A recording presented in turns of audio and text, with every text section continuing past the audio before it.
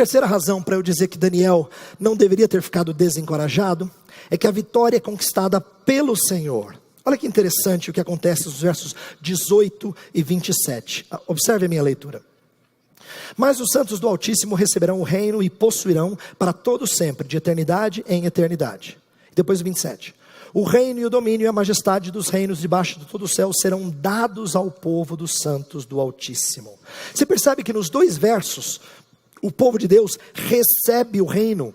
Eles recebem o reino, não fazem nada. O reino é simplesmente recebido.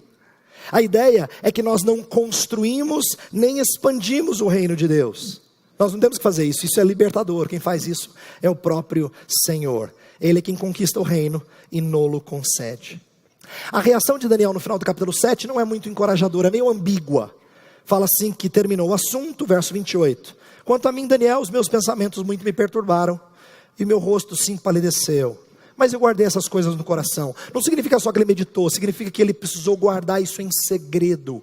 No capítulo 8, no finalzinho da visão do capítulo 8, diz que ele teve que selar, preservar essa visão. É a ideia de selá-la, de deixá-la escondida por um certo tempo. Ele não pôde compartilhar com ninguém. Mas no final do capítulo 8, uma visão que acontece 2 anos depois, a gente vê um Daniel respondendo com mais propriedade.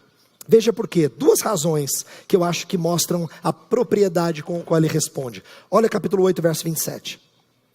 Eu, Daniel, enfraqueci e estive enfermo alguns dias. Então me levantei e tratei dos negócios do rei. Espantava-me com a visão e não havia quem a entendesse. Por que esse verso é mais animador do que o anterior? Primeiro porque Daniel aprende a confiar mesmo sem saber tudo o que vai acontecer.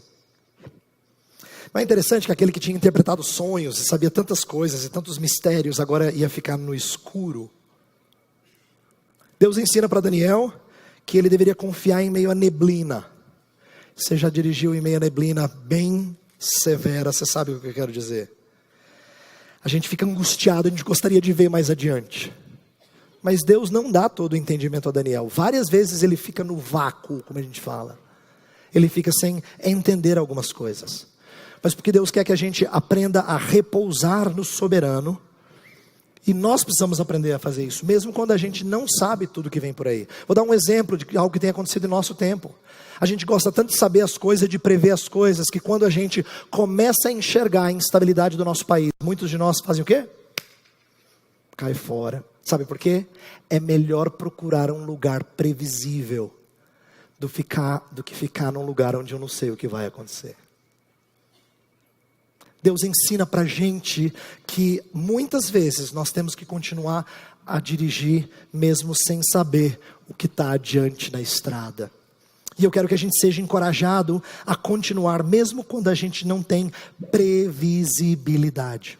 A outra coisa de Daniel que me impressiona, isso aqui está muito clara no texto, é que ele continua engajado no serviço. Continua engajado no serviço. Diz que ele ficou doente, mas se levantou e tratou dos negócios do rei. Que rei é esse? O Belsazar, que não estava nem aí por ele. Foi lá servir o rei. Por quê? Porque era o chamado dele. Lembra que ele tinha lido em Jeremias 29? Que ele devia trabalhar para o bem da cidade? Pois é isso que ele fez. Mas Belsazar não o reconhece. Não o reconhece. Mas ele tem que fazer isso. Mesmo não sendo o segundo debaixo de Nabucodonosor. Mas ele trata dos negócios do rei. Saber das trocas de reino, isto é, do fato de que tinha trocado de Nabucodonosor para Belsazar e que depois ia trocar outros reinos, isso não o fez se isolar da cultura ao seu redor.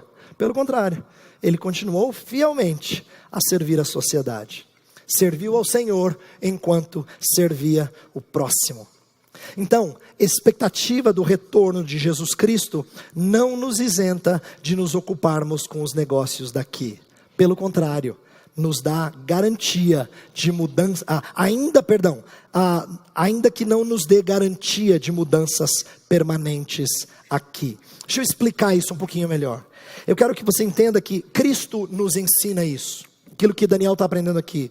Cristo incorpora esse espírito equilibrado de servir, mesmo sabendo que nem sempre o nosso serviço vai gerar uma mudança permanente. Por exemplo, Jesus Cristo limpa o templo quando ele arranca os mercadores dele, mas esse templo iria ser destruído poucos anos depois.